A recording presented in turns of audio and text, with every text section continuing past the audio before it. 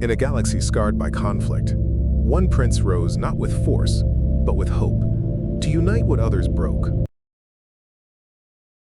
In Earth's twilight years, when most bird people had abandoned their home for distant riches, King Malik stood as the last guardian of the sacred places that had shaped their civilization for millennia.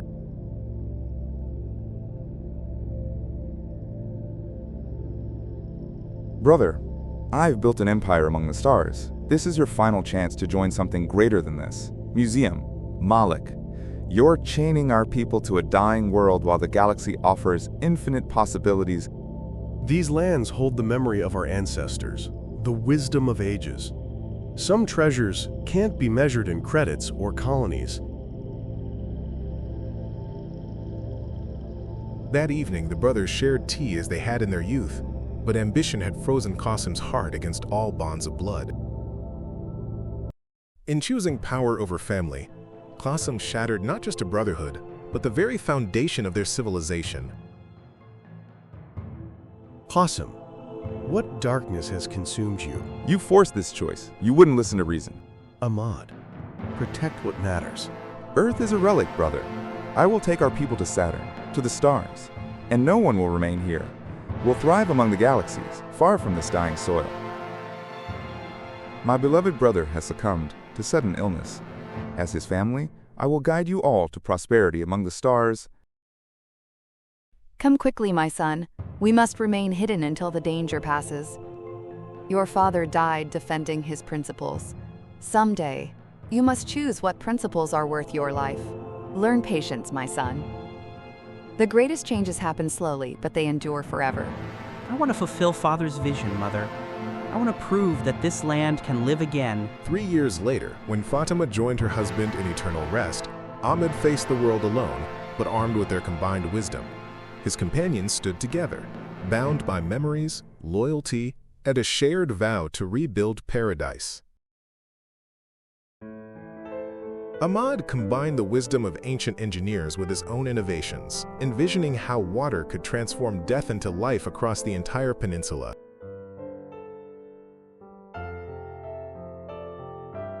Your father only dreamed of this, but you, Ahmad, you believed one drop could move mountains. And look, the first green shoots are already sprouting. When water first flowed through Ahmad's channel, it carried more than moisture. It carried proof that even the most ambitious dreams can become reality. For 15 patient years, Ahmad worked with the persistence of water itself. Together with Layla and Yusuf, he slowly turned dust into gardens, silence into community, and despair into hope. Ahmad's vision had become reality. His canals, like veins of renewal, brought life back to a land long abandoned, sustaining villages, reviving forests, and reawakening the soul of Arabia. Amid the frozen majesty of Saturn's rings, the bird people had built cities of impossible beauty. Yet for all their brilliance, many had forgotten the world that once gave them wings. From his gleaming palace on Saturn, Qasim ruled the stars, yet was haunted by his brother's fall and Earth he left behind. Each morning, the council tallied profits from the stars, while above, Qasim watched, knowing power must be controlled to last.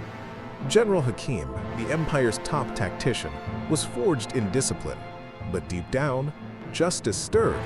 Soon, loyalty and truth would clash. Qasim ordered Earth erased, left barren and forgotten. But in Hakim's silent nod, rebellion had already begun. General Hakim expected a routine mission to confirm Earth's silence. Unaware destiny stirred quietly in the shadows. As colonies chased power, Ahmad led with humility, beginning each day in prayer among the gardens he helped restore. Harvests flourished and hope blossomed, but Ahmad's heart stirred with unease. Dreams of dark skies warned that peace may not endure. For 15 years, Ahmad had worked with the patience of stone and the persistence of water, proving that love accomplishes what force never could. Where ancient maps showed only endless sand, crystal streams now carried life to every corner of the land, creating abundance from desolation. Throughout the peninsula, humans and bird people had built something unprecedented. Communities founded not on conquest, but cooperation. Most precious of all, The sacred places remained protected and beautified. Sanctuaries where the faithful still gathered, remembering the roots of their revival. Hakim expected lifeless sand, but before him bloomed a miracle. Rivers where there were none, forests where maps showed death, and a world that refused to be forgotten. Hakim whispered in disbelief. This was no wasteland. It was a world reborn, defying every record and every expectation. They trained for dust and ruin, but as green fields greeted their boots, even hardened soldiers whispered, "This feels like a dream." As they approached the sacred city, even battle-hardened soldiers found themselves walking more softly, their weapons forgotten, their hearts stirred by a peace they hadn't felt in years. As the sun set, General Hakim stood among once strangers, rediscovering strength in humility. What the Empire silenced, Earth had already begun to restore. As jasmine filled the air, a general paused. In Ahmad's welcome, he found not resistance, but peace. And in peace, the seeds of understanding grew. In Mecca's glow, warriors became guests. A meal was shared, not just of food, but of faith, forgiveness, and the return of forgotten brotherhood. Ahmad believed every wasteland could bloom, with patience, not force. As the night progressed, General Hakim felt something stir in his chest that no war council had ever kindled: hope. Hope that perhaps peace was not weakness and mercy not failure. That night, beneath trees once thought enemy-grown, General Hakim walked alone, grappling with a truth no battle had taught him. How can I return and lie about paradise? How can I serve someone who would destroy this miracle? When dawn broke, Hakim knew that some truths demand courage, and some battles must be fought not with swords, but with the strength of what's right. Through the very channels built for control, Ahmad sent a message stronger than fear: a world reborn and a future reclaimed. I am Prince Ahmad, son of the fallen King Malik. Earth, once silenced by war, now blooms through unity and care. My uncle called it a graveyard, but life has returned. The deserts flow with water. The gardens stretch far. Come home. See what love and patience have rebuilt. Impossible. That boy knows nothing of ruling. I built an empire while he played in the dirt. There's nothing to investigate. Ready every ship, call every warrior. We end this fantasy before it spreads like a plague. Never had the galaxy seen such a force. 12,000 warships carrying armies from every corner of space, all aimed at one small blue world that dared to choose growth over greed. As Qasim's forces approached, Ahmad refused to flee. Some things, he said, are worth standing for, even when standing seems impossible. And so, beside Layla, Yusuf, and Hakim, they stood. Not for conquest, but for gardens planted by children, and the home they refused to abandon. General Hakim used his knowledge of imperial tactics to organize Earth's defense, but this would be unlike any war. They were defending not territory, but hope itself.